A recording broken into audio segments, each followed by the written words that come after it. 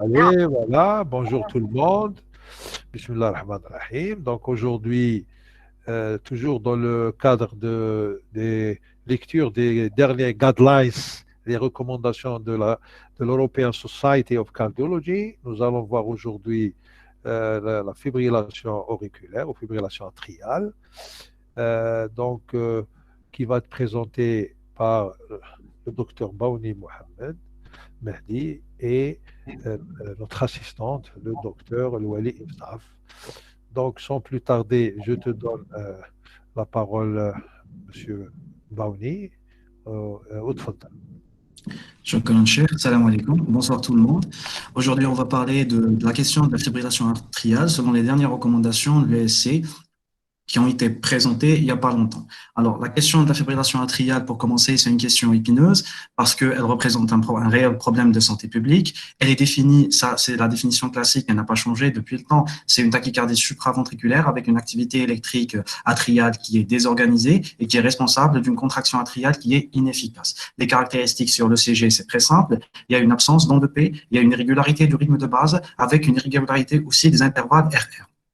Ce qui a été rapporté de nouveau dans ces recommandations, c'est la nouvelle définition de ce qu'on appelle the clinical atrial fibrillation ou la FA clinique et la HRE ou la FA subclinique ou subclinical atrial fibrillation. Alors, on définit la fibrillation atriale comme une clinique, comme une fibrillation qui est symptomatique ou asymptomatique, mais qui est surtout documentée par un ECG. Alors, cette condition, elle est essentielle. La documentation par ECG, soit par un ECG classique 12 dérivations, ou bien une seule dérivation avec une seule dérivation qui dure de plus de 30 secondes, au minimum 30 secondes. Alors que la FA subclinique ou la HRE, c'est une nouvelle entité qui a été introduite et chez des patients, c'est des patients plutôt chez lesquels ils n'ont pas de symptômes en rapport avec la FA, mais c'est une FA qui n'a pas été détectée au préalable par un ECG. Donc, on n'a pas de documentation et on pense que ces patients sont susceptibles soit de faire de la FA, soit ils peuvent faire de la FA ultérieurement parce qu'effectivement, ils ont des devices, c'est-à-dire qu'ils ont soit des pacemakers, soit des défibrillateurs avec essentiellement une sonde atriale qui fait fonction de moniteur et qui nous donne des tracés qui parlent d'une fréquence atriale qui est élevée. Ces fréquences atriales qui sont élevées, qu'on appelle atrial high rate events, doivent être visualisées par le cardiologue ou par le médecin afin de pouvoir faire la part des choses entre soit une HRE vraie, soit des bruits sur la sonde. Donc, dans les guidelines, pourquoi on fait la part des choses? Parce qu'en fait, la prise en charge, surtout sur le plan thérapeutique de la FA subclinique ou la HRE, n'est pas très bien codifiée. Il y a un certain nombre de RCT qui sont en cours et dont on va avoir les résultats très prochainement, mais c'est pas toujours le cas. Donc, il faut les connaître, mais pour leur prise en charge, c'est pas très bien codifié. Donc, c'est très différent de la FA clinique. Dans notre présentation ou dans les guidelines de façon générale, on va parler essentiellement de la FA clinique et on dira un mot, grâce à un tic clinique, sur la HRE, sur l'importance de la détection de cette FA subclinique. Alors, ce qui est nouveau dans ces recommandations, c'est ce qu'on appelle le schéma 4S, c'est-à-dire les 4 éléments essentiels dans la prise en charge de la fibrillation atriale. Donc, quand on prend en charge une fibrillation atriale, il faut au premier lieu premièrement, prendre en charge le risque ischémique du malade ou évaluer le stroke risk du malade. Ensuite, prendre en charge la sévérité des symptômes des malades. Ensuite, la charge de la FA s'il s'agit d'une FA paroxystique. Et à la fin, évaluer le substrat anatomique de cette fibrillation atriale qui fait le lit de cette fibrillation atriale. Cette prise en charge, en fait, elle diffère pas trop de ce qu'on avait l'habitude de faire. Mais ce qui est nouveau dans ces recommandations, c'est qu'on met le point sur le caractère structuré ou le caractère organisée de la prise en charge qui doit être uniforme, homogène chez tous les malades et dans tous les centres, en quelque sorte. Alors, c'est une recommandation, bien sûr, qui est nouvelle, qui reste une recommandation de classe 2A avec un niveau de preuve C, parce que malheureusement, ce schéma-là n'a pas encore été validé par des RCT, par des cohortes très répandues. Donc, on se dit que il faut le faire, il faut structurer la FA, mais c'est pas, ça reste quand même pas une recommandation de classe 1. Autre notion qui est importante à noter, c'est le atrial fibrillation burden. Alors, le terme burden revient très souvent dans ces recommandations. Et quand on dit l'utilisation du terme burden, en fait, elle diffère selon le contexte. Il faut faire très bien la part des choses entre ces questions-là. Le terme burden veut dire, si on veut le traduire en français, ça veut dire charge. Quand on parle de burden, ça fait référence essentiellement aux différents aspects de la fibrillation atriale. Un aspect épidémiologique, économique, anatomique, etc. Mais quand on interroge, par exemple, des devices, quand on parle de FA burden, ça veut dire essentiellement le temps passé en HRE, le temps passé en fréquence atriale élevée pendant une période bien déterminée. Par contre, quand on parle de burden de la FA, c'est-à-dire burden of atrial fibrillation, c'est essentiellement les conséquences de la FA. Et quand on parle de clinical burden of FA, c'est-à-dire on veut tout simplement parler du pattern temporel de la fibrillation atriale. Et quand on parle de pattern temporel, ça n'a pas beaucoup changé. On a la FA qui est nouvellement diagnostiqué. Donc, c'est un patient qui vient nous voir, on fait un ECG, on tombe sur une fibrillation atriale, irrespective of its duration, c'est-à-dire quelle que soit la durée et quelle que soit la présence, quelle que soit la sévérité des symptômes que présente le malade. Donc, le premier contact, c'est une FA first diagnosed. Ensuite, la FA paroxystique, c'est une FA qui se termine spontanément ou après intervention, après cardioversion, dans un délai de 7 jours. Ça aussi, ça n'a pas changé. La FA persistante, c'est une FA qui dure au-delà de 7 jours, même si on intervient, soit elle se termine spontanément ou elle intervient pour réduire la FA. On parle toujours de FA persistance si la durée dure de plus de 7 jours. Et long-standing persistent atrial fibrillation, c'est une FA qui dure de plus de 12 mois, mais à condition qu'on va décider d'adopter une stratégie de contrôle du rythme. C'est-à-dire, j'ai une FA qui dure de plus de 12 mois, qui dure de plus d'une année, et je décide de contrôler le rythme. Je parle de long-standing persistent atrial fibrillation. Par contre, si j'accepte ce rythme-là, et si je préfère plutôt faire un contrôle de la fréquence cardiaque, à ce moment-là, je vais parler du terme de la FA permanente. Alors, il y a d'autres termes qui ont été bannis de ces recommandations. C'est essentiellement le terme de la FA valvulaire et non valvulaire parce que c'est vraiment sujet à des confusions. Donc, on ne dit plus FA valvulaire, FA non valvulaire, quoique ça garde toujours la même définition classique. Et on ne dit plus FA chronique ou FA low atrial fibrillation parce que la FA chronique, ça n'a aucun sens. En fait, il faut dire permanente, long-standing persistent ou persistante. Et pour le FA alone, il ne faut plus l'utiliser comme expression. Maintenant, l'impact of atrial fibrillation burden on the stroke risk, il faut savoir que cette plaque, on a pensé que c'était important de la mettre parce que c'est quelque chose de vraiment nouveau dans ces recommandations et on nous parle des récents RCT, c'est-à-dire des nouveaux essais cliniques qui ont montré une diminution du risque thromboembolique chez les patients qui font de la FA paroxystique par rapport à ceux qui font de la FA permanente. Et ça, c'est nouveau parce que dans le temps, on pensait que la FA, qu'elle soit permanente ou paroxystique, en fait, c'est le même risque thromboembolique. Mais finalement, non. Il existe un risque qui est non négligeable, un risque pour lequel il faut mettre une anticoagulation quand il s'agit d'une FA paroxystique, mais ce risque-là, il augmente si le patient passe en FA persistante ou en FA permanente. Et c'est ce qu'on va essayer de démontrer tout au long des prochaines diaporamas. Alors, la première notion aussi qu'on devrait développer avant de parler d'une entité qui est essentielle, c'est la FA progression, c'est-à-dire la progression de la FA. Le patient, quand il commence, il va pas passer directement en FA permanente. Alors, il va faire des accès de tachycardie, de tachycardie atriale paroxystique. Et cette tachycardie atriale paroxystique, si on la laisse sévir, elle va évoluer vers une FA permanente. Et cette FA permanente, en fait, l'évolution se fait essentiellement grâce à un remodelage atrial avec une notion de cardiomyopathie atriale. Cette notion de cardiomyopathie atriale, elle dépend essentiellement de la durée que passe le patient en fibrillation atriale, mais aussi du substratum anatomique sous-jacent qui entretient cette fibrillation atriale. La notion de cardiomyopathie atriale a fait l'objet d'un document consensus de l'HRE et pour la première fois, on en parle de façon explicite dans les recommandations comme entité à part entière. Bien sûr, ça reste toujours une entité en cours d'étude. C'est une définition qui reste histologique avec vraiment des types et des sous-types qui sont essentiellement histologiques. Mais on nous dit que quand le patient il commence à faire de la fibrillation atriale, il y a un ensemble de remodelage que va subir l'oreillette qui va être responsable d'une dysfonction dysfonction mécanique et qui va donner un statut procoagulant et qui va être responsable aussi d'une dysfonction électrique avec une fibrose. Donc, c'est un cercle vicieux. La fibrose va entretenir la dilatation de la fibrillation, la dilatation de l'OG et du coup, on aura la progression de la FA et le statut procoagulant sera responsable des strokes. Mais tout ça, il faudrait l'intégrer dans le futur dans nos management cliniques, c'est-à-dire dans l'implication clinique, dans la prise en charge du patient. Alors, voici un schéma qui est très simple et qui explique l'importance du remodelage atrial, mais aussi l'importance de ne pas laisser le patient en fibrillation atriale permanente, c'est-à-dire de toujours essayer de faire une cardioversion et de rendre le malade en rythme, de faire revenir le malade au rythme sinusal, pardon. Donc, voici, nous avons ici sur cet axe-là l'âge avec le temps et on remarque qu'il y a un certain degré de remodelage de l'atrium ou de l'oreillette qui est dépendant essentiellement de l'âge. Ensuite, on a un certain degré de remodelage qui est essentiellement dû à la cardiopathie sous-jacente, mais aussi un certain degré de remodelage qui est essentiellement dû aux accès de tachycardie ou aux accès de fibrillation atriale. Donc, quand le malade il commence à faire de la fibrillation atriale, là, c'est en bleu, il y a un certain remodelage qui va se faire. Une fois qu'on va cardioverter le malade, c'est-à-dire une fois qu'on revient en rythme sinusal, ce remodelage-là, il peut être réversible. C'est-à-dire qu'on peut espérer revenir à un état préalable. Mais dès que la fibrillation atriale va devenir de plus en plus permanente et les accès vont devenir de plus en plus importants, ce remodelage atrial, il va devenir de plus en plus irréversible. Et regardez, avec le temps, on finit par avoir un remodelage qui est complètement irréversible. Même si on essaie de cardioverter, même si on essaie de choquer, ça va pas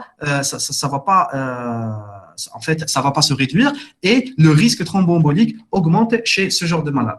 Alors, la FA, ça, c'est une plaque très classique sur laquelle on va passer rapidement. Elle peut être asymptomatique ou silencieuse. Donc, le patient ne se plaint de rien, comme elle peut être symptomatique. Et la symptomatologie, elle peut varier de la simple palpitation à la dyspnée jusqu'à l'altération de l'état hémodynamique avec un état de choc cardiogénique. Elle est responsable de pas mal de bad outcomes, comme le décès, le stroke, la dysfonction VG. Ça, je pense que tout le monde est d'accord là-dessus. La démence vasculaire aussi. Elle est responsable d'une altération de la qualité de vie qui va engendrer automatiquement une dépression si le malade il est très limité dans ses activités journalières. Et elle est responsable aussi d'une augmentation du nombre d'hospitalisations, que ce soit pour insuffisance cardiaque ou pour maladie cardiovasculaire de façon globale.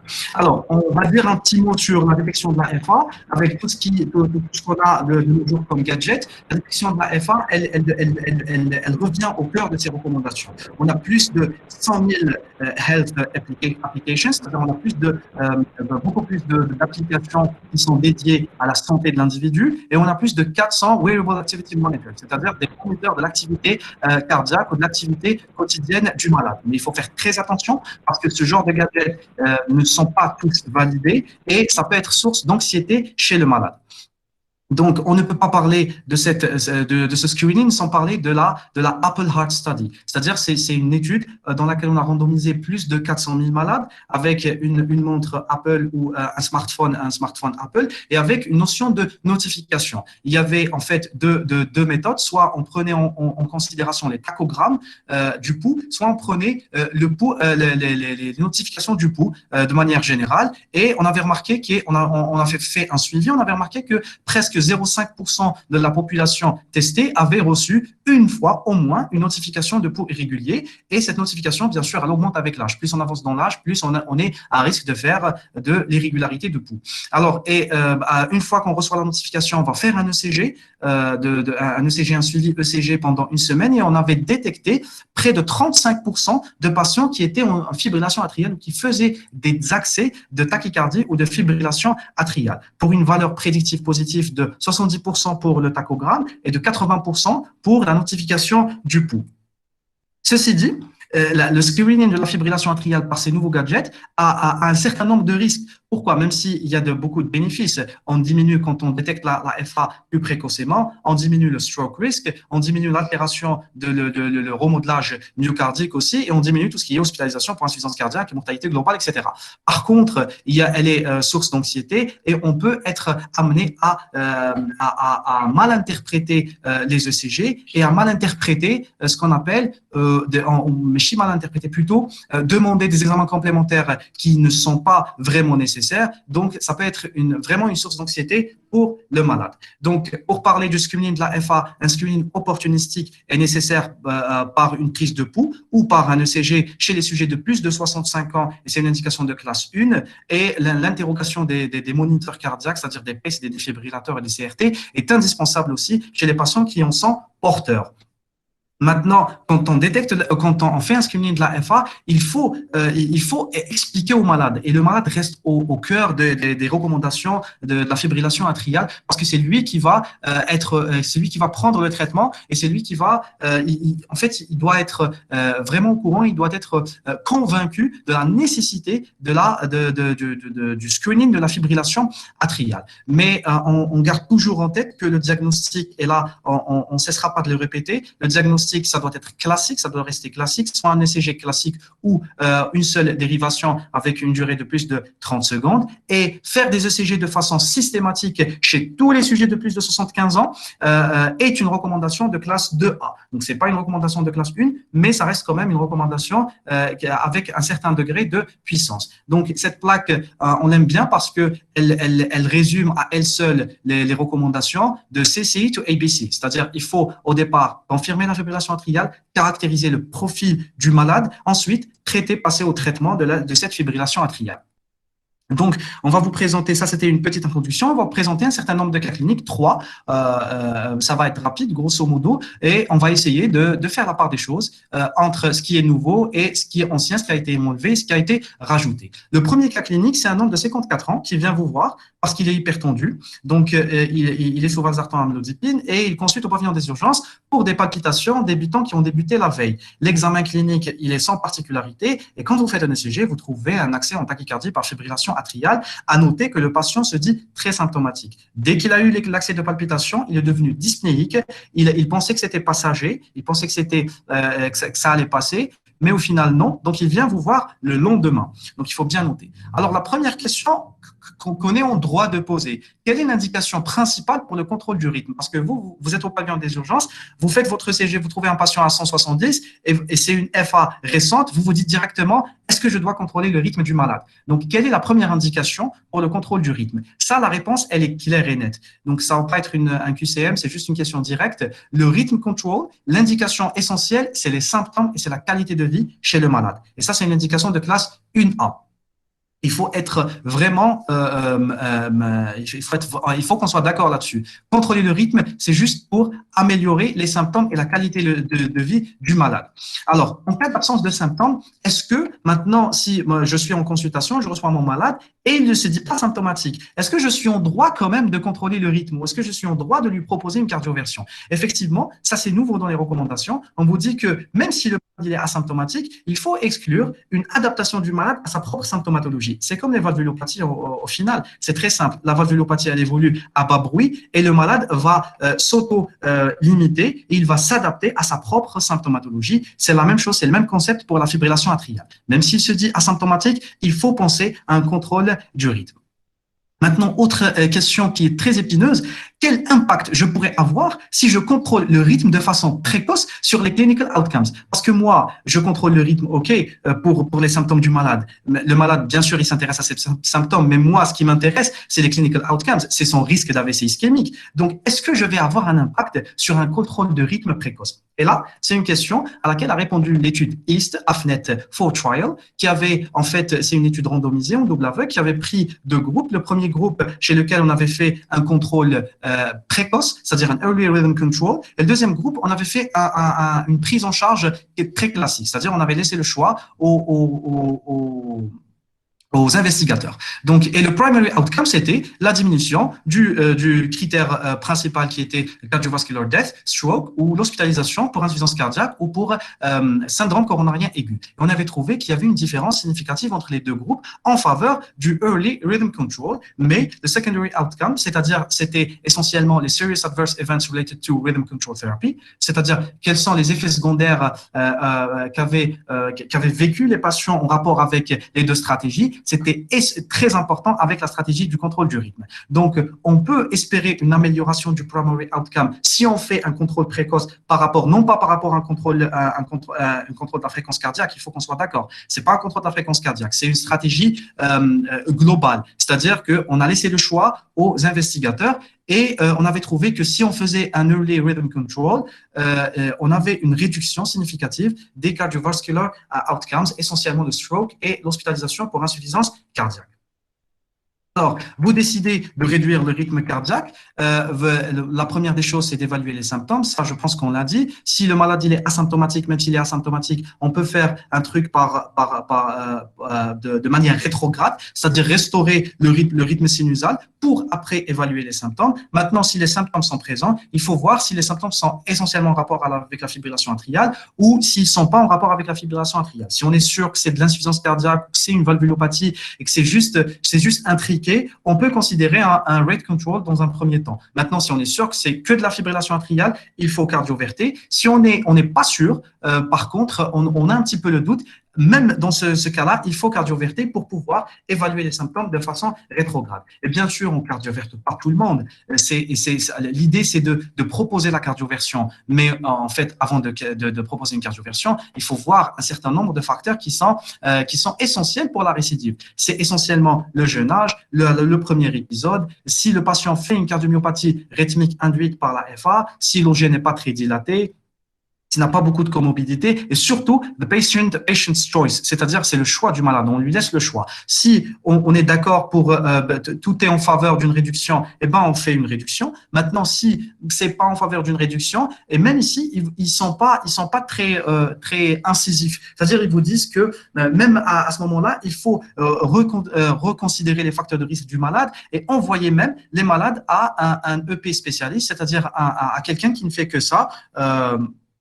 Pour pouvoir décider. Donc, ne pas se précipiter et accepter la FA rapidement. Donc, on commence maintenant les QCM. Quel impératif vous avez décidé, bien sûr, de réduire? Quel impératif devriez-vous respecter avant la procédure? Donc, vous avez le choix. En fait, les trois sont à prendre en considération, mais il faut en fait les organiser par ordre de priorité. Qu'est-ce que vous allez voir en priorité? Est-ce que le A, le début de l'épisode, 2, le statut OAC, et 3, la stabilité hémodynamique du malade? Qu'est-ce que vous allez voir en premier lieu?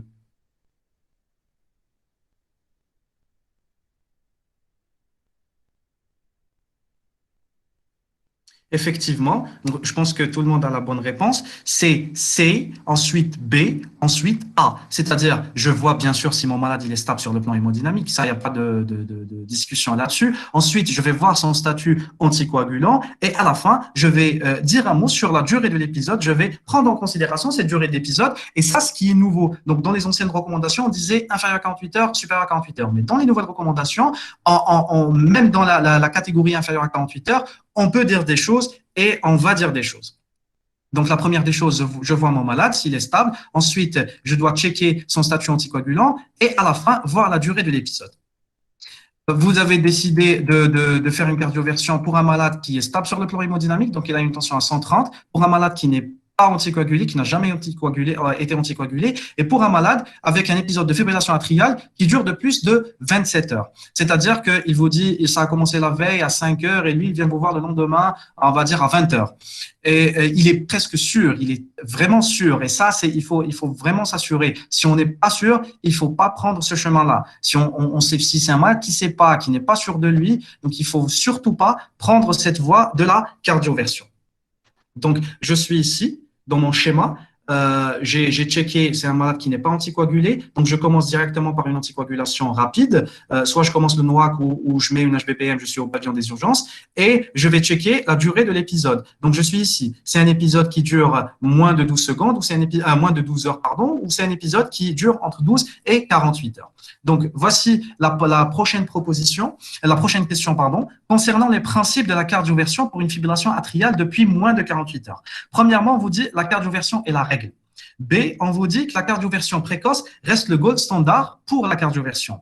Troisièmement, une approche wait and watch, c'est-à-dire attendre, est tout aussi efficace, mais moins sûre que la stratégie précoce. Et en dernier lieu, une prémédication avec des antiarythmiques augmente l'efficacité de la cardioversion électrique. Donc, vous avez A, B, C, D et plusieurs réponses sont justes. Je vous laisse le choix.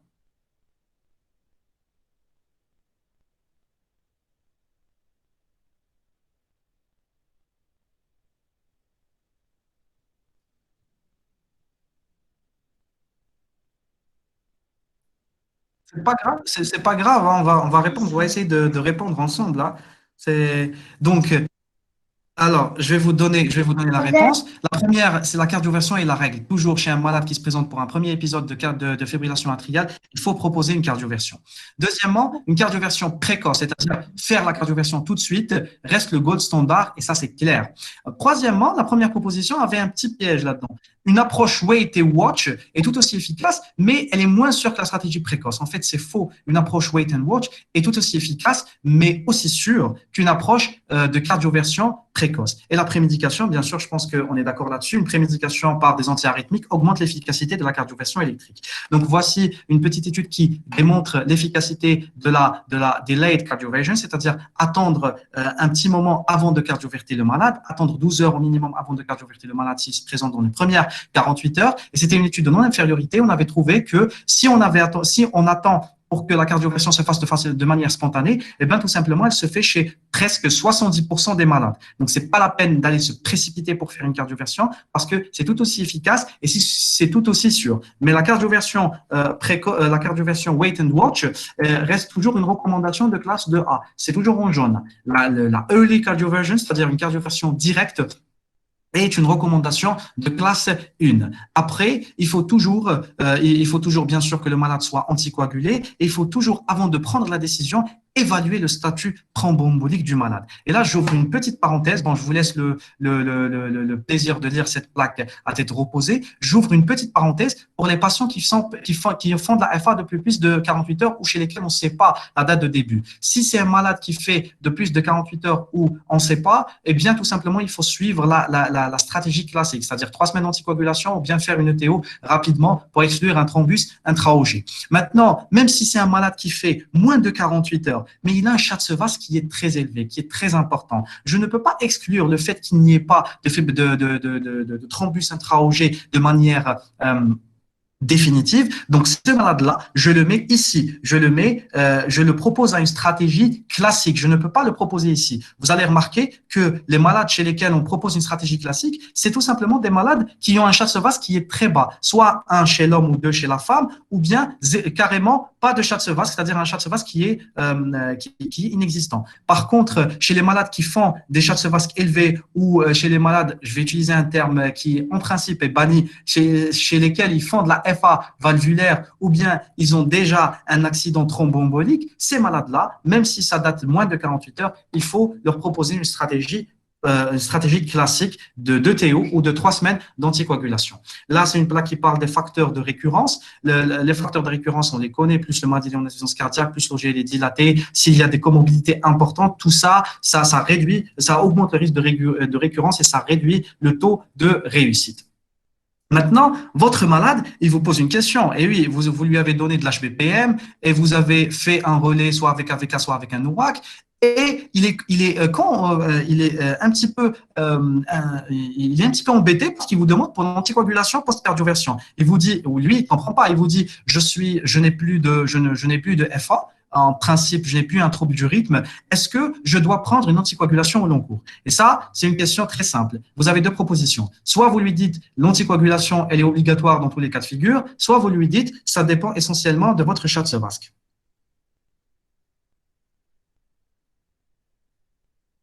Je pense qu'on est tous d'accord là-dessus, hein, il n'y a pas de suspense.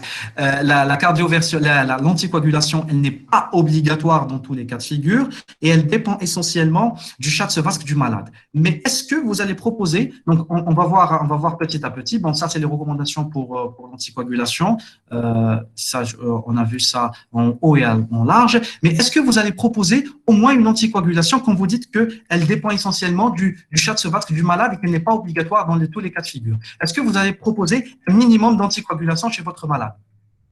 Oui ou non?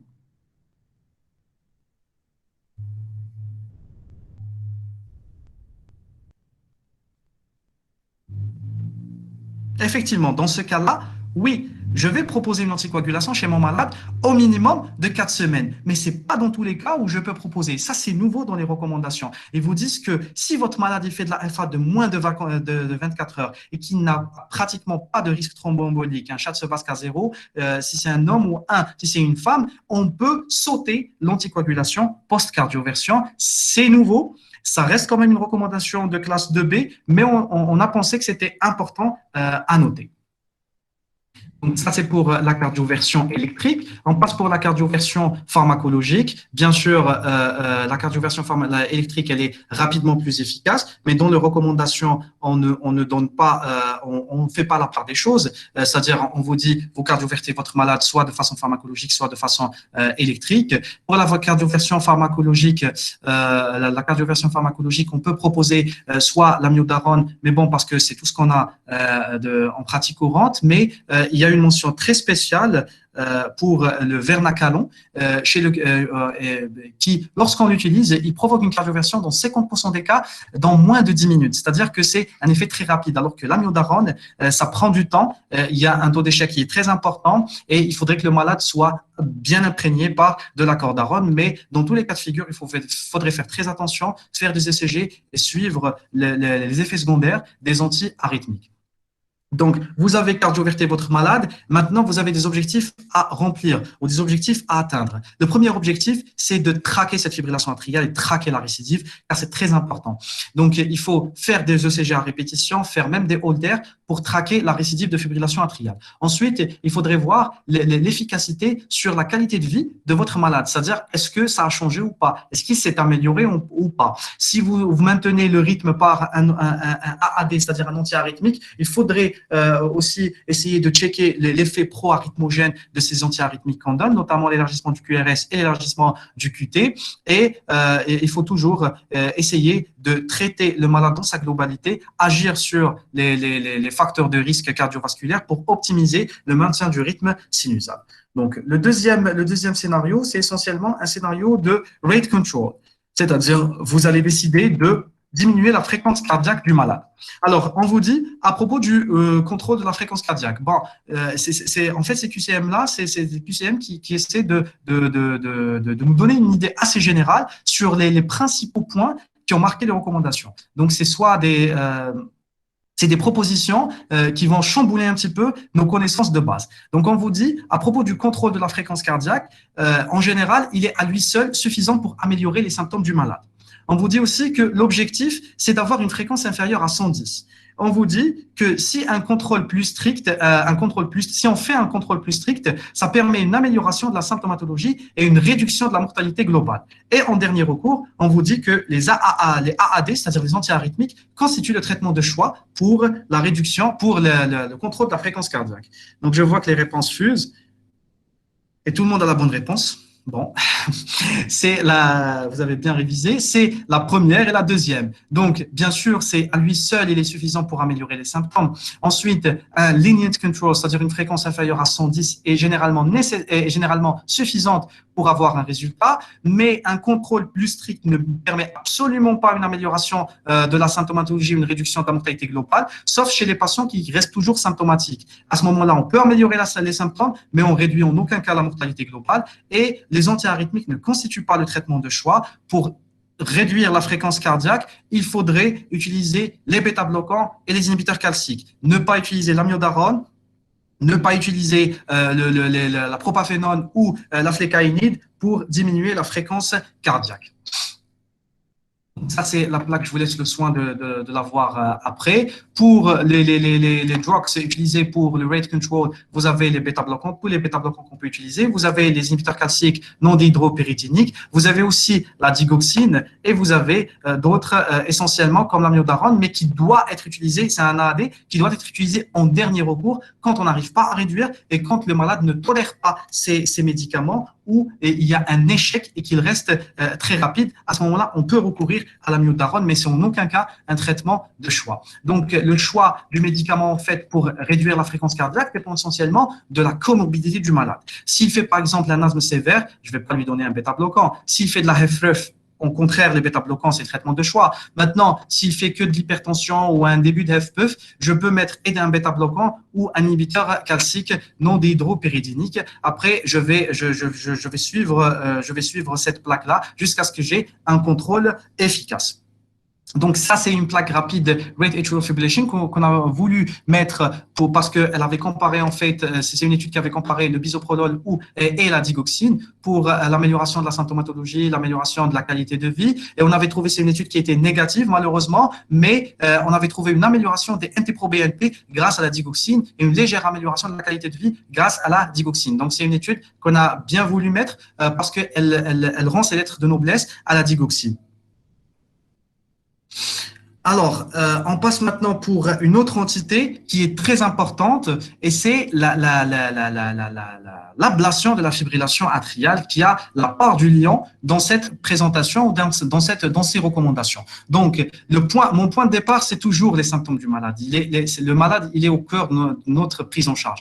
Donc, si le malade il est symptomatique, je suis dans l'obligation de répondre à ses besoins, soit de proposer une ablation, soit de proposer un traitement antiarythmique. Et regardez, j'ai pas beaucoup de choix. Soit je lui propose un traitement antiarythmique avec tout le tralala qui va avec, soit je lui propose une ablation. L'ablation, si on fait une étude un petit peu synthétique, rapide, de façon, si on est globaliste comme ça, on va dire que l'ablation, on peut la proposer en fait chez tout le monde, hein, mais avec un niveau de preuve qui est différent. Et si vous suivez à chaque fois, dès que j'ai un échec des antiarythmiques, je peux proposer l'ablation. Donc, pour dire rapidement, l'ablation, on peut la proposer chez tout le monde, presque tout le monde, on va dire. Allez, pour ne pas être pour ne pas aller dans la caricature, on va la proposer chez presque tous les malades. On peut la proposer, mais avec des niveaux de preuve qui sont différents. Et là, je pense que l'étude Cabana et l'étude Carcel-Archef, même si l'étude Cabana a été négative sur le primary outcome, mais elle avait permis de donner à l'ablation une place prépondérante dans la réduction de la symptomatologie.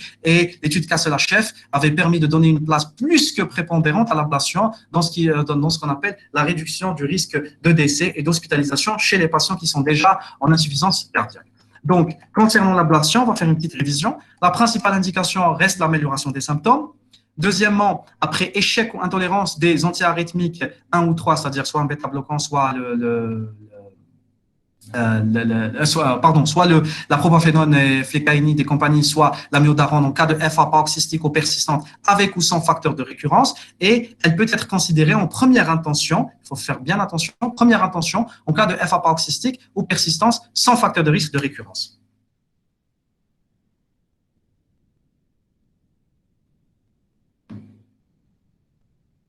A et C, A, B et C, A et C.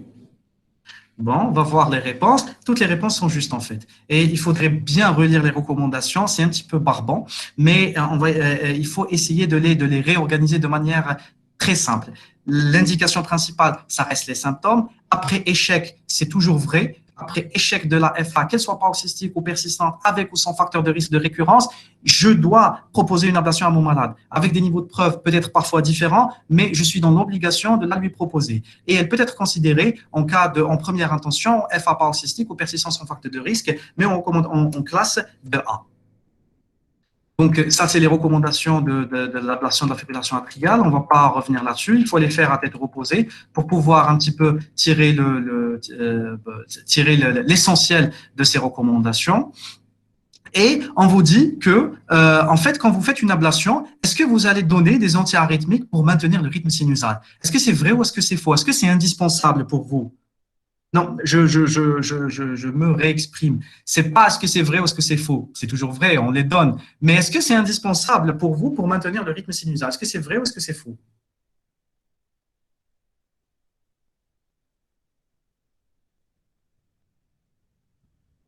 Vous êtes sûr? C'est indispensable que je donne des antiarythmiques pour maintenir le rythme sinusal?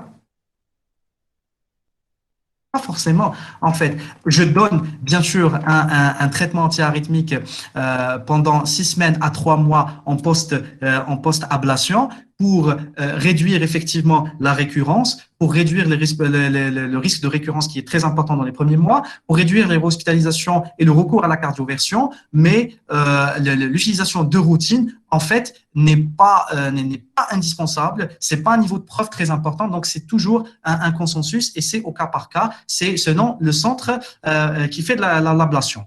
Maintenant, on vous dit que les antiarythmiques peuvent être arrêtés ou continués selon les symptômes du malade et selon le statut électrique du malade aussi. Donc, a parlé aussi on a parlé de l'anticoagulation en post-cardioversion, on est obligé de parler de l'anticoagulation en pré et en post, en périprocédural, de façon générale. Parce que votre patient, c'est ce genre de questions qu'il va vous poser. Donc, l'ETO ou 3 semaines d'anticoagulation efficaces sont indispensables avant de faire une ablation. Ou bien, vous allez pratiquer les procédures d'ablation sous AVK, mais vous allez faire un arrêt de NOAC 48 heures avant la procédure si le patient il est sous dabigatran, sous rivaroxaban ou je ne sais quoi. Et une anticoagulation efficace en poste est systématique 2 mois, puis selon le score du Schatz-Vasque. Qu'est-ce que vous en pensez? Je pense que ce n'est pas très clair. Donc, vous allez proposer un malade pour une ablation. Est-ce que vous allez directement l'envoyer? Vous allez vous assurer d'une ETO de 3 semaines d'une anticoagulation efficace avant de proposer le malade à l'ablation. Est-ce que vous pouvez la faire sous AVK, mais vous êtes obligé d'arrêter les NOAC s'il est sous dabigatran? Ou est-ce que vous êtes obligé de faire une anticoagulation de 2 mois, puis vous allez voir selon son Schatz-Vasque? On va voir les réponses. Alors, toujours, il faut s'assurer qu'il n'y a pas de thrombus intra-auriculaire. Donc, il faut faire une ETO ou bien s'assurer d'une bonne prise 3 semaines d'anticoagulation. Pratiquer les procédures d'ablation sous AVK, oui.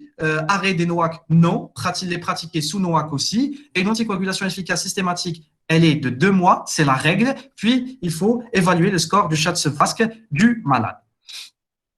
Donc ça, c'est les recommandations qui ont permis un petit peu de faire ces QCM. Et quand on donne, ça c'est une plaque qui est importante, quand on donne des antiarythmiques, il faut pas les donner parce que c'est pas des médicaments à prendre à la légère. Les antiarythmiques, il y a beaucoup d'effets secondaires extracardiaques et aussi d'effets secondaires, un effet secondaire pro-arythmogène qui est très important. Donc, c'est une plaque qui permet de voir grosso modo quand est-ce qu'on les donne, comment est-ce qu'on les commence et comment on les suit aussi. Et une mention spéciale pour l'amiodarone parce que nous, c'est ce qu'on utilise en pratique quotidienne. Si on propose une ablation, il faut donner de l'amiodarone après. Je vais me corriger. Il faut pas donner. Donc, c'est-à-dire, on a le choix. On peut donner de l'amiodarone. Si on décide de donner de l'amiodarone, on peut donner de l'amiodarone à 200 mg 3 fois chaque jour pendant 4 semaines, puis passer à un comprimé par jour. Et ça reste toujours la notion de l'imprégnation par l'antiarythmique. Donc, quel antiarythmique on est obligé d'utiliser? Ça n'a pas trop changé. C'est essentiellement selon la cardiopathie sous-jacente que présente le patient. Donc, on vous parle d'amiodarone, on vous parle de la dronédarone, on vous parle de la flécaïnide, de la propafénone. C'est très simple à retenir. L'amiodarone peut être utilisé chez tout le monde, même en insuffisance cardiaque. La dronédarone, si on a un doute, c'est une pathologie, si on a un doute, c'est une FE très basse ou qu'on ne sait pas, on peut pas le donner, il faut le remplacer par l'amiodarone. Autrement, on peut le faire. Et la flécaïnide propafénone, il faut avoir une fonction VG qui est correcte, il ne faut pas avoir d'ischémie, il ne faut pas avoir de l'HVG, surtout pour la flécaïnide. Donc ça, c'était pour le premier cas clinique, c'est le plus long, je vous rassure, hein, parce que ça parle d'énormément de choses. Le deuxième cas clinique, on va essayer d'être un petit peu plus pratique. Donc le deuxième case report, c'est un sujet âgé de 70 ans, qui est hypertendu, diabétique, qui fait de la FA permanente, qui est traité chez vous depuis 3 ans. Il est sous bisoprolol, 5 mg incomprimé, et il est sous Syntran selon l'INR. Vous le suivez depuis quelques temps, mais les INR sont rarement dans la cible. Et par ailleurs, le bilan biologique ne retrouve pas grand-chose, sauf une insuffisance rénale. Bon, vous mettez ça sur le compte de l'âge. Il a une clearance à 43 ml par minute et il vous ramène son carnet de suivi. Vous ne l'avez pas vu depuis longtemps, il vous ramène son carnet de suivi. Donc, regardez son carnet de suivi. 1.7, 5, supérieur à 7, 1.1, 4.7, 1.5, supérieur à 7, 4, 1.2, etc. Donc, concernant le traitement anticoagulant, quelle constatation flagrante allez-vous faire? Qu'est-ce qui vous choque le plus? C'est une question ouverte, il n'y a pas de proposition. Excellent, c'est ça. En fait, oui, la labilité de l'INR, c'est ça. C'est un INR labile, mais il faut utiliser les nouveaux termes. C'est un TTR qui est inférieur à 70. En fait, il n'est jamais dans la cible. Et si on fait la totale, c'est un malade qui est tout le temps inférieur à 70%, c'est-à-dire qu'il n'est pas bien anticoagulé. Au contraire, il est surexposé à un risque hémorragique sans pour autant avoir un bénéfice ischémique important. Donc, si on utilise les AVK, ça, on ne cessera pas de les répéter. L'INR doit être entre 2 et 3. C'est jamais à 4 ou à 5 qu'on expose le malade à un risque hémorragique et c'est pas au-dessous de 2 avec un TTR qui est supérieur ou égal à 70. Donc, quelle solution allez-vous proposer pour votre malade? Je vous rappelle que lui, il ne demande rien. Hein. Pour lui, il est tout à fait bien portant. NOAC, oui. NOAC, oui, oui. AOD, switcher vers un NOAC, oui. AOD, on est tous d'accord. Si un malade présente un INR qui est inférieur à 70% de la durée totale du traitement, donc switcher vers un NOAC est une indication de classe 1. Mais ils vous disent toujours que quand on switch vers un NOAC, c'est vrai qu'on ne peut pas surveiller, mais il faut s'assurer de la bonne adhérence du malade. C'est-à-dire il faut bien lui expliquer le traitement et il faut bien expliquer aussi qu'il faut qu'il le prenne tous les jours. Sinon, ça sert à rien. Ou bien, on peut faire des efforts pour améliorer le TTR, un effort d'éducation, mais ça reste une recommandation de classe 2A. Et ce qui est nouveau dans ces nouvelles recommandations, c'est ça, c'est cette notion de switch vers le NOAC qui est plébiscitée en indication de classe 1. Alors que dans les anciennes recommandations, ils vous disent que même si c'est un malade qui est sous AVK et qui n'a pas un TTR qui est bien contrôlé, on peut considérer un switch vers un NOAC et ça reste une indication de classe 2B. Alors qu'ici, on vous encourage à passer à un NOAC. Donc vous, qu'est-ce que vous faites? Quelles précautions sont à prendre avant l'instauration du NOAC? Bien sûr, vous allez décider de mettre un NOAC. Vous êtes à la page. Quelles précautions sont à prendre avant l'instauration du NOAC? Première proposition, aucune précaution n'est à prendre car il n'y a pas d'interaction entre l'AVK et le NOAC. Deuxième proposition, vous allez refaire comme un INR, vous êtes un petit peu prudent. Et troisième proposition, il ne faut pas donner le NOAC que si l'INR est inférieur à 2,5.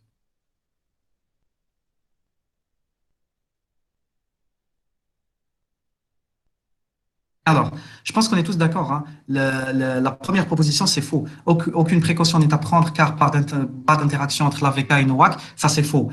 On augmente le risque hémorragique dans la période de chevauchement. Refaire un INR, c'est indispensable, surtout parce que lui, il a un INR très labile. Donc, vous ne faites pas confiance à son ancien INR. Son INR aujourd'hui, il a 1,9 et ne donnez le NOAC que si l'INR est inférieur à 2,5. Ça, c'est la plaque qui permet de faire un switch entre un AVK et le NOAC. Et on vous dit essentiellement que si votre INR il est inférieur, vous arrêtez le NOAC, bien sûr, l'AVK, bien sûr, par exemple, J1, et vous refaites votre INR. Si votre INR est inférieur à -2, vous pouvez commencer immédiatement. S'il est entre 2 et 2,5, vous pouvez soit commencer immédiatement, soit commencer le lendemain. On vous laisse le choix. Maintenant, s'il est supérieur à 2,5, à ce moment-là, il faut rechecker, bien sûr, continuer l'arrêt de l'AVK et rechecker l'INR dans 1 à 3 jours. Dès qu'il descend en dessous de 2,5, allez, on va dire dès qu'il descend en dessous de 2, il faut commencer immédiatement. Dès qu'il descend en dessous de 2,5, soit le jour même, soit le lendemain.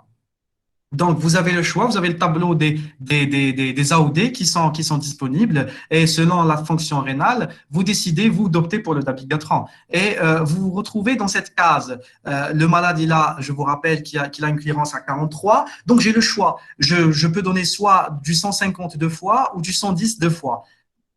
Moi, j'ai opté pour le dabigatran. Je pouvais opter pour le rivaroxaban, mais allez, moi je me dis que le dabigatran, il peut le prendre. Est-ce que j'opte pour un 250, un 152 fois ou un 110 deux fois? Et on vous dit ici que le 110 deux fois, c'est pour les gens qui sont à risque hémorragique élevé. Donc vous vous dites, tant que c'est permis par les papiers consensus, je vais donner un 150 fois. Et toujours faire attention quand on donne des NOAC pour la dose de réduction. Vous voyez ici que, en fait, l'insuffisance rénale entre 30 et 49, c'est pas une contre-indication, c'est pas c'est pas une indication pour diminuer la dose. Donc, diminuer la dose que si le malade il a plus de 80 ans, c'est pas le cas, que si il utilise de manière concomitante le verapamil parce qu'il y a une petite interaction, ou que s'il est à risque hémorragique élevé. Et là, quand on vous dit risque hémorragique élevé, c'est pas très bien spécifié. Donc, ça reste à l'appréciation globale du malade.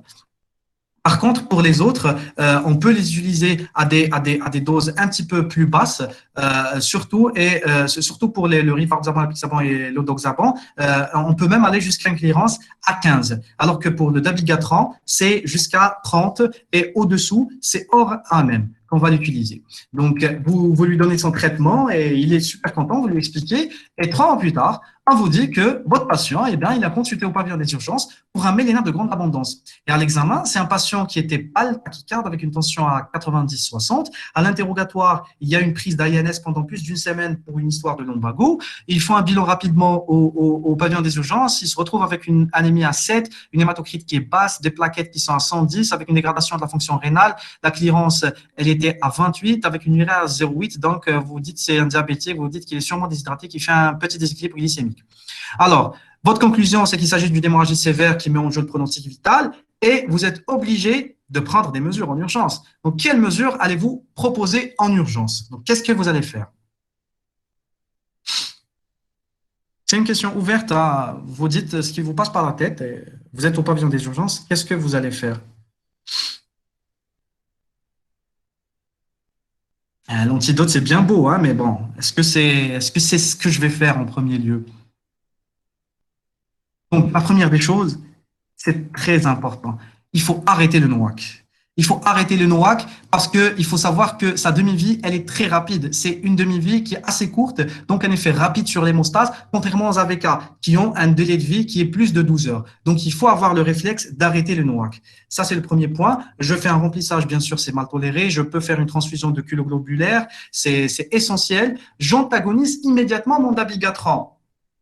C'est possible, c'est une proposition, par de l'aripsuzimab ou par l'ondexanate alpha.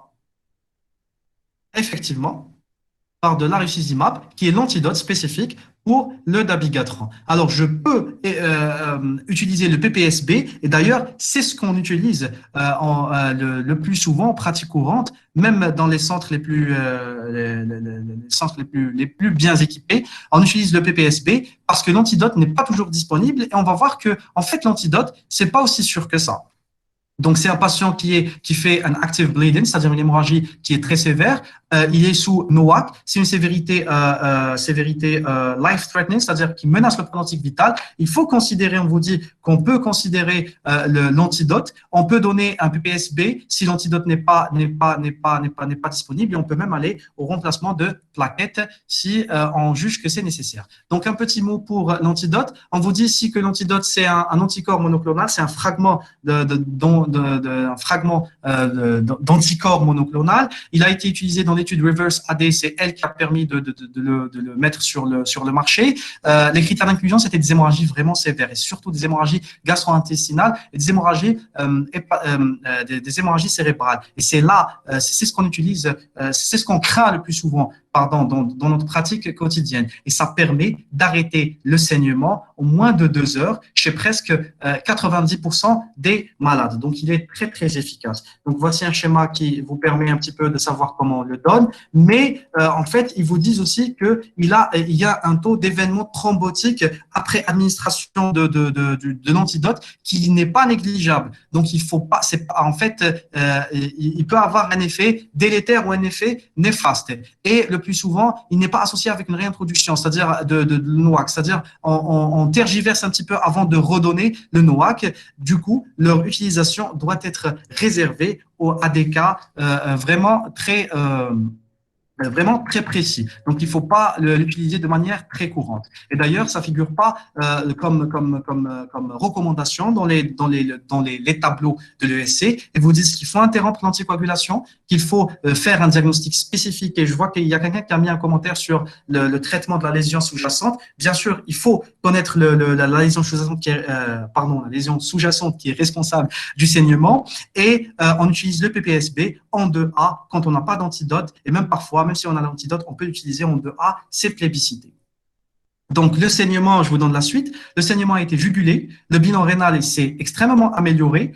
Vous avez une clairance, il revient à sa clairance initiale. Le patient a bénéficié d'une fibroscopie qui avait objectivé un ulcère gastrique sans stigmate de malignité à la biopsie, tant mieux pour lui, qui a été mis sous traitement. Maintenant, comment allez-vous gérer le traitement antithrombotique? Et oui, on va vous renvoyer le malade en consultation. Donc, comment allez-vous gérer le traitement antithrombotique dorénavant? Premièrement, votre patient n'est plus éligible à un NOAC. Vous dites qu'il a fait un événement, je vais plus mettre sous OAC.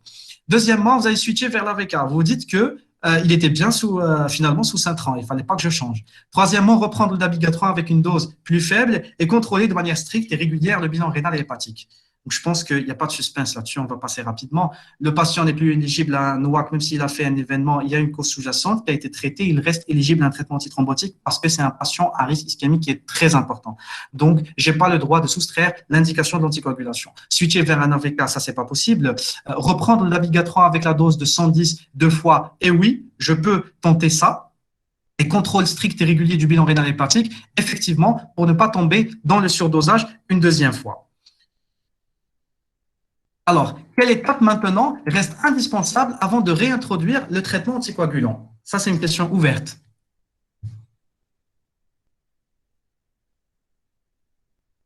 Il y a une étape qui est indispensable avant que je réintroduise le traitement anticoagulant chez mon malade.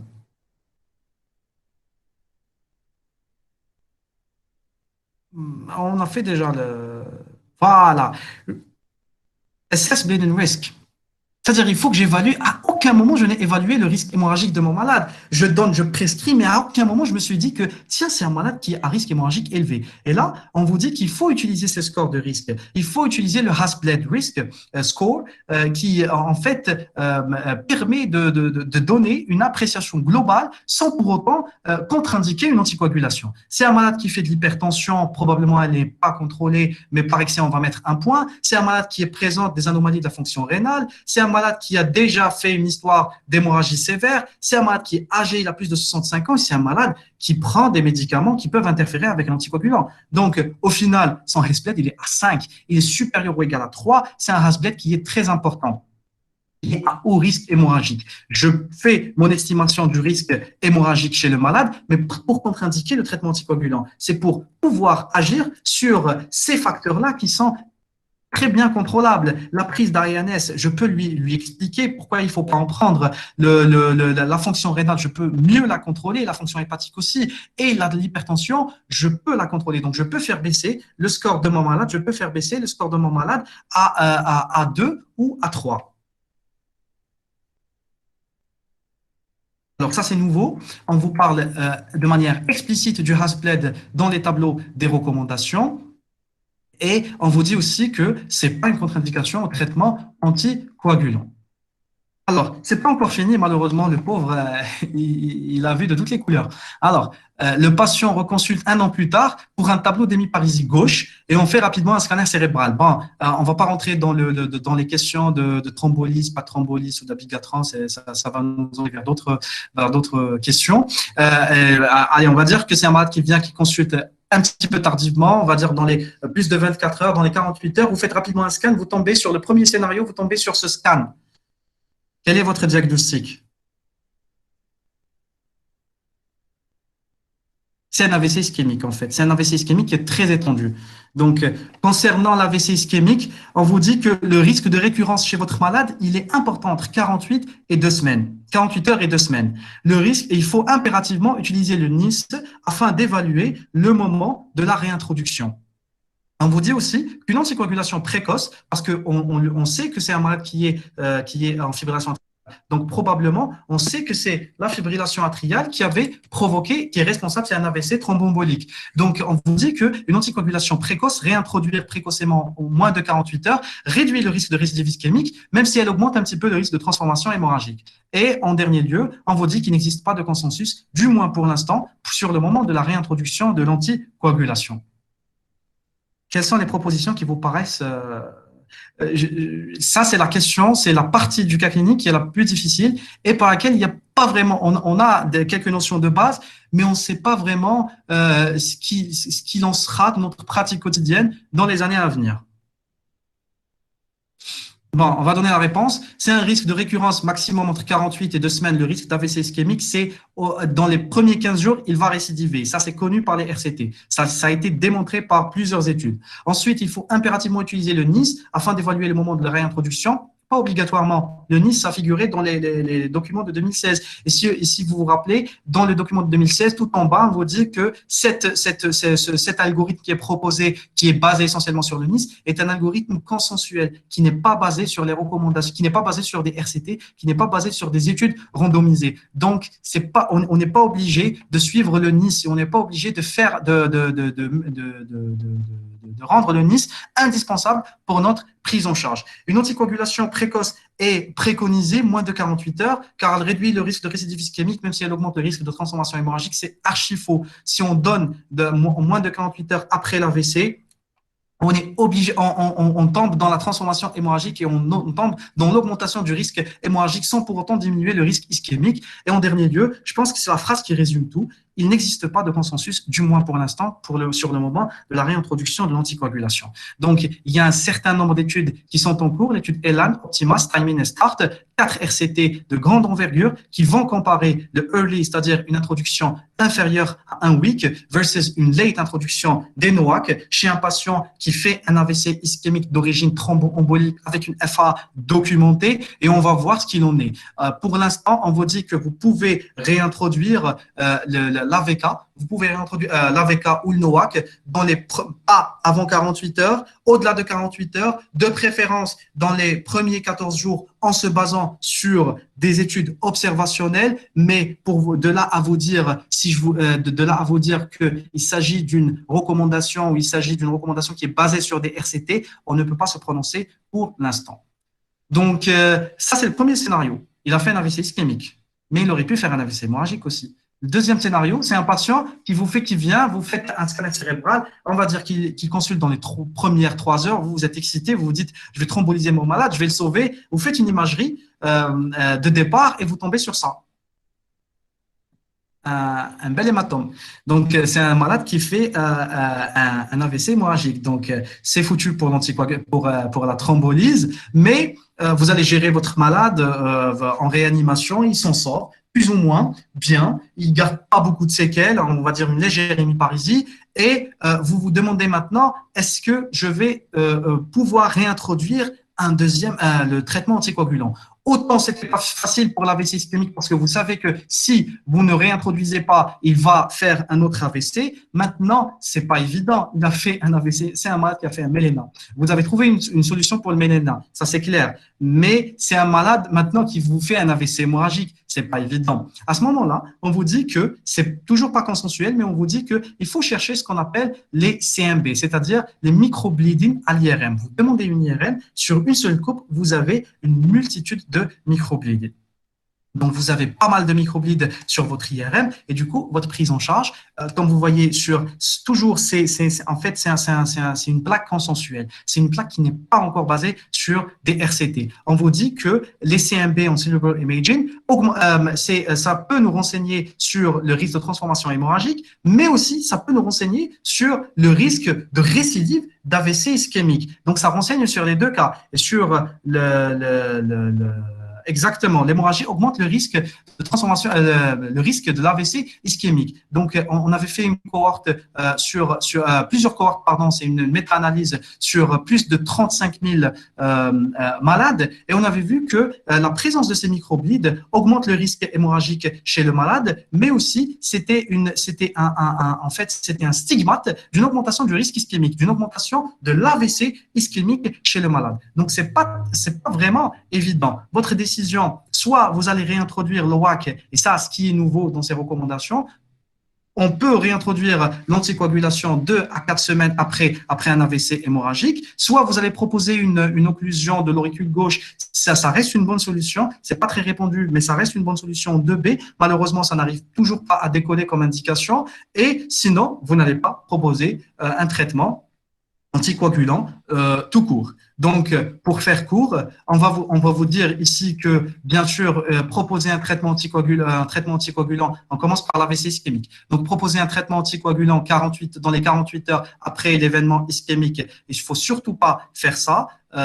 Et pour l'AVC hémorragique, on peut réintroduire le traitement anticoagulant si on juge que le risque ischémique il est très important, mais c'est toujours en concertation, en réunion de concertation multidisciplinaire, que ce soit une hémorragie en rapport avec un traumatisme crânien ou une hémorragie en rapport avec une hémorragie de manière spontanée. Alors, ça, ce qui est nouveau, donc l'introduction, c'est en 2A et c'est une introduction regardée pour la durée. On peut réintroduire 2 à 4 semaines après, alors que dans les anciennes recommandations, la réintroduction, c'était en 2B, c'était carrément une contre-indication. C'était peu de spécialistes pouvaient se permettre de dire je réintroduis sans peur. Et c'était une réintroduction qui était très retardée, c'est-à-dire entre 4 et 8 semaines, alors qu'on sait que le risque d'AVC ischémique, de récidive, est très important les premiers temps. Donc ça, c'est pour le deuxième cas clinique. On a vu un petit peu les complications de la gestion du traitement anticoagulant dans la FA. Le dernier cas clinique, ça va être rapide. Ne vous inquiétez pas, il ne reste pas beaucoup. Alors, c'est un case report à propos d'une entité qui est de plus en plus répandue de nos jours. Donc, c'est une patiente qui est âgée de 62 ans, qui est hypertendue, qui est diabétique. Elle a un antécédent de BRV paroxystique et qui a bénéficié de l'implantation d'un pacemaker type DDD Medtronic. On va faire un petit peu de pub. Alors, comme facteur de risque, elle est ménopausée, elle a l'âge. Comme facteur de risque, elle est hypertendue et diabétique. Son bilan biologique, elle est correct dans sa globalité. Elle vient vous voir pour son contrôle télémétrique, mais vous vous intéressez à votre malade dans sa globalité. Donc, elle ne se dit souffrir de rien et son contrôle télémétrique de 1 mois retrouve les données suivantes. Donc, vous avez un pacemaker type Medtronic, donc c'est un DDD, un double chambre, longévité, tout est correct. En fait, tout ce qui est paramètres télémétriques, c'est correct. Mais vous, ce qui vous intéresse, c'est ça. C'est le burden de la HRE, c'est-à-dire c'est la durée, combien passe la malade en HRE, c'est-à-dire combien elle passe en tachycardie supraventriculaire, allez, si on veut dire ça globalement, ou là, combien elle passe d'heures par jour en fibrillation atriale, soit une fibrillation atriale, soit d'atachycardie atriale, etc. Donc, vous allez ouvrir les épisodes. Ça, c'est le premier truc à faire. Donc, vous voyez les épisodes. Vous choisissez ici HRE. Vous avez vos HRE, c'est-à-dire Atrial High Rate, ce qu'on avait défini au départ. Et vous voyez que parfois, le plus long, il dure de plus de 7 heures. Donc, elle fait 7 heures, elle fait 1 heure pour une fréquence qui est atriale, qui est détectée à plus de 400. Donc, ça fait plutôt fibrillation atriale et une fréquence ventriculaire qui est quand même rapide. Mais elle ne se plaint de rien, en fait. Ah, il faut qu'on se rappelle. Donc, what's the next step? Qu'est-ce que vous allez faire après ça? Donc, vous avez votre HRE, vous êtes content, vous dites que je suis tombé sur une entité qui est nouvelle. Donc, qu'est-ce que c'est? Qu'est-ce que vous allez faire par la suite? La réponse, elle est très simple. Il faut visualiser ces HRE, il faut ouvrir les épisodes, il faut les voir parce que dans les recommandations, on vous dit qu'il faut que je vois mes HRE pour être sûr que ce n'est pas des bruits sur la sonde, ce n'est pas des artefacts, mais c'est effectivement une fréquence atriale qui est élevée en rapport soit avec la FA, soit avec la tachycardie atriale. Donc, j'ouvre mon épisode et je vois ma fréquence atriale qui est élevée. Et on revient ici à la définition de la HRE. On ne l'a pas définie tout à l'heure. La HRE est définie par une fréquence atriale qui est supérieure à 175 pour une durée qui dure de plus de 5 minutes. La question qui est légitime de se poser, c'est est-ce que la HRE, je prends un seul épisode ou là, est-ce que je prends plusieurs épisodes? Ils vous disent que dans les recommandations qu'il ne faut pas prendre des épisodes qui sont trop courts parce que ça peut être des bruits sur la sonde. C'est très peu probable que ce soit de l'HRE. Et si ça dure 10 secondes, 20 secondes, c'est clinically irrelevant. C'est-à-dire que ça n'a pas vraiment d'importance, ça n'a pas vraiment d'implication clinique. Donc, moi, je prends des épisodes qui sont plus importants et je peux même comment dirais-je, additionner mes épisodes. Donc, c'est très important. Cette partie-là, elle est très importante. Je dois faire voir mon HRE. Et je suis sûr que maintenant qu'il s'agit d'une HRE, qu'est-ce que je fais? Je fais un ECG. Je dois documenter ma fibrillation atriale. C'est ça le plus important. Je ne vais pas me fier à l'interrogation du pacemaker. Donc, je fais un ECG, je tente sur des ondes de P sinusales. C'est un patient qui est en double chambre. C'est un AS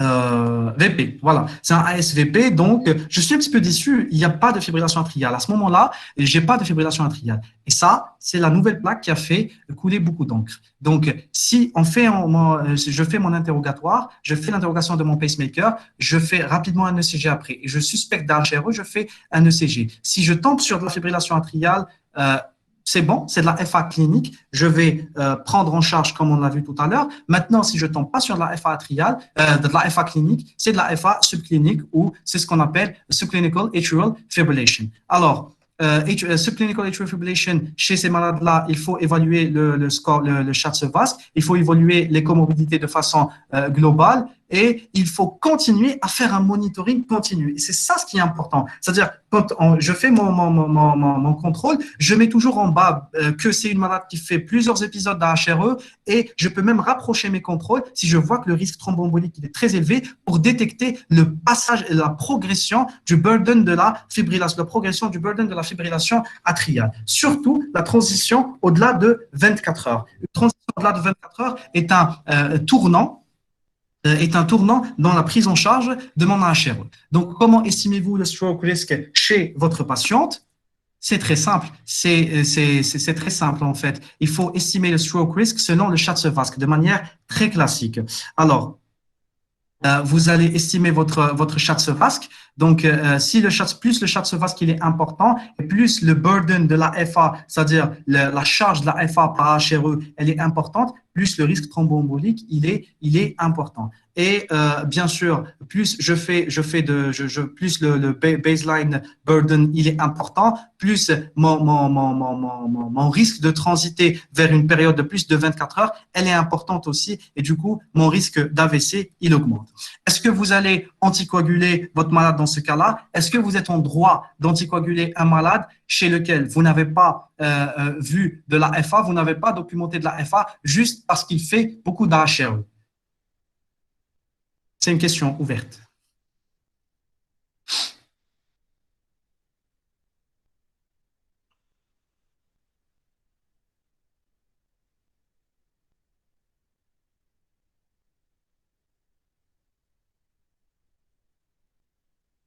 Bon, est-ce que j'ai le droit ou j'ai pas le droit? C'est un débat. Ça, c'est un débat. Et je pense qu'on n'aurait pas les réponses avant les nouveaux RCT qui sont en route.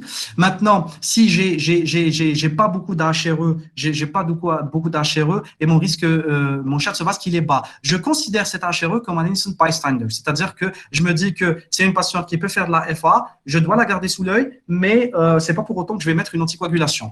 Plus l'HRE, il augmente dans le temps, le burden de la HRE, il augmente dans le temps, et plus le risque hémorragique, le risque ischémique, il augmente, je me retrouve dans cette situation-là, dans cette catégorie-là, chez des malades chez lesquels je peux proposer une anticoagulation. C'est pas consensuel, mais je peux le proposer si je vois qu'ils sont à très haut risque d'AVC ischémique, bien sûr, après avoir expliqué aux malades et après avoir pesé le pour et le contre.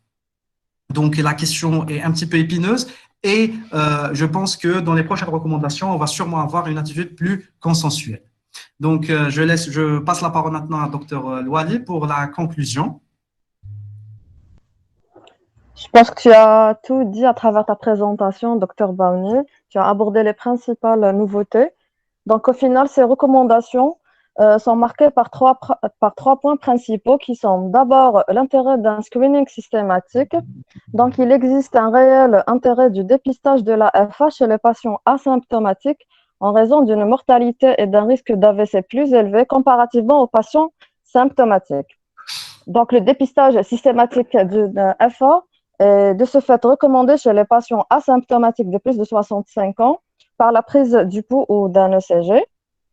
Le diagnostic de FA repose par ailleurs sur la documentation d'un rythme non sinusal sans endopée durant au moins 30 secondes. Et ça, c'est nouveau, c'est important aussi de documenter la FA par un ECG durant d'au moins 30 secondes.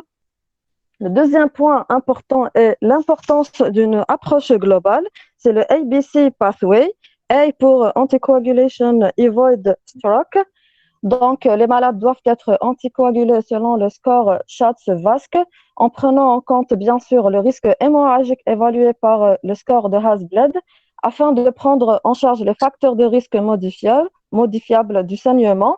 Ceci n'a pas changé. La nouveauté est que les AVK perdent en terrain sur les AOD qui sont recommandés en première intention.